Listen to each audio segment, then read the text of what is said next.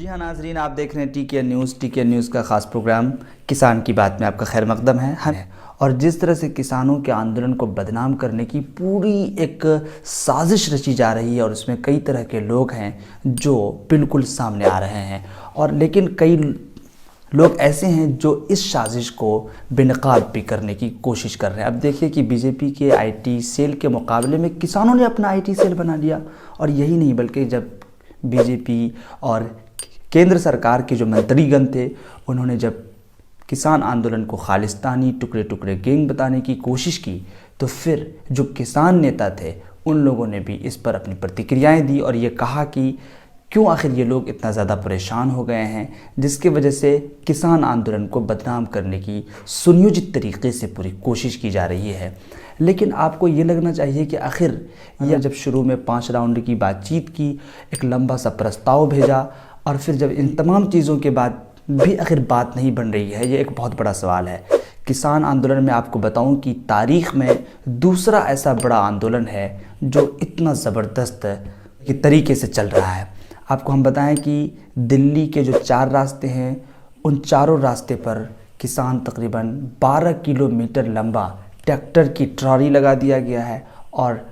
लाखों की संख्या में किसान वहाँ पर हैं, जिससे सरकार की दुनिया के साथ देश के साथ साथ दुनिया के अलग अलग या यूँ कहें कि पूरी दुनिया में एक जो है कि गलत तरह से जो मैसेज जा रहा है, ये सरकार को बहुत ज़्यादा परेशान कर रहा है। शायद इसीलिए जो केंद्र सरकार के मंत्री हैं, चाहे सूचना मंत्री आप कह लें प्रकाश जावड़ेकर हों, चाहे कृषि मंत्री नरेंद्र सिंह तोमर हों, या फिर आईटी सेल के अमित जो कि मालवीय हों, ये तमाम लोग किसान आंदोलन की मकबूलियत और किसान आंदोलन की ताकत को ख़त्म करने के लिए अपने जो उनके अंदर जो एनर्जी है और उनके अंदर जो लॉबी है इसको पूरा लगाने की कोशिश कर रहे हैं। लेकिन हम समझते हैं कि ये सारे लोग आखिर इस साजिश के बाद पता नहीं कहाँ तक सक्सेस हो पाएंगे, कहाँ तक उनको सफलता मिलेगी, ये अभी देखना बाकी है। लेकिन जिस तरह से शाहीन बाग आंदोलन को बदनाम करने की और जो है कि पूरे देश के लोगों को 2 टुकड़ों में बांटने की कोशिश की थी, उसमें वो कामयाब भी हो गए थे। ऐसा देखने में आ रहा है कि किसान आंदोलन को लेकर के भी समाज में 2 लोगों के बीच और एक तरह से जो खाई बनाने की कोशिश की जा रही है, उसमें गोदी मीडिया और फिर बीजेपी आईटी सेल ये बहुत ज़्यादा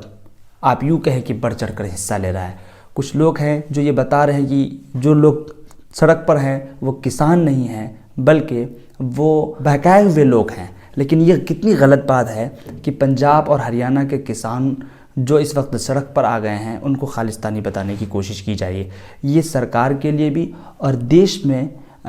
देश के लिए भी बहुत अच्छा नहीं है। इसलिए आप तमाम दोस्तों से गुजारिश है कि अगर आप लोग जो किसान आंदोलन को सपोर्ट करना चाहते हैं या ये कहें कि सरकार को कुछ